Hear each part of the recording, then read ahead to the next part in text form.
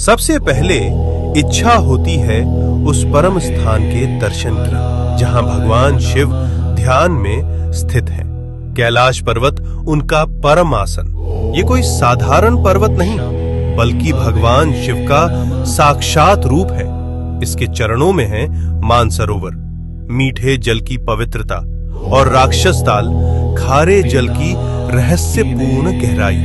इतने पास फिर भी एक मीठा एक खारा, जैसे भगवान शिव के भीतर संतुलित दो स्वरूप। अब हम पहुंचते हैं उस तपोभूमि पर जहां भगवान शिव और माता पार्वती ने विवाह के बाद ध्यान लगाया।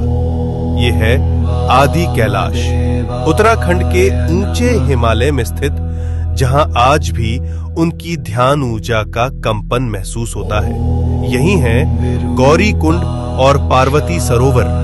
ये पर्वत नहीं, शिव पार्वती की जीवित उपस्थिति का केंद्र है, इसलिए कहलाता है छोटा कैलाश। और पास ही स्थित है ओम पर्वत, जहां बर्फ पर स्वतः उभरा ओम दिखाई देता है, जैसे शिव का मौन मंत्र इस भूमि में गूंज रहा हो अनंत काल से। अब हम बढ़ते हैं हिमाचल की उस रहस्यमयी चोटी की ओर जहां विराजमान है स्वयं भगवान शिव, जिसे कहा जाता है मणि महेश कैलाश। इस पर्वत की चोटी से दिखाई देती है एक दिव्य मणि। मान्यता है जब भगवान शिव प्रसन्न होते हैं तो ये मणि दिव्य तेज प्रकट करती है, जो भक्तों के जीवन में भर देती है एक दिव्य प्रकाश।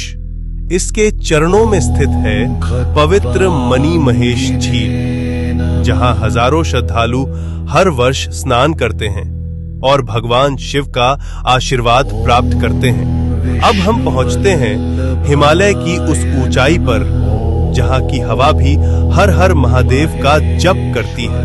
ये है श्रीखंड महादेव। यहाँ स्थित है एक भव्य प्राकृतिक शिवलिंग।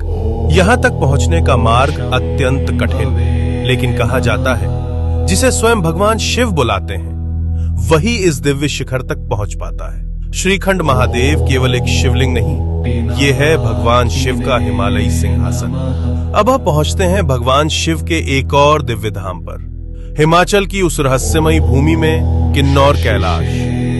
यहाँ स्थित है सदियों पुराना एक विशाल शिवलिंग, जो अपने आप में अपार ऊर्जा समेटे हुए। और कहा जाता है यात्रा के दौरान कई भक्तों को ब्रह्म कमल के दर्शन भी हुए हैं। ओम नमः शिवाय।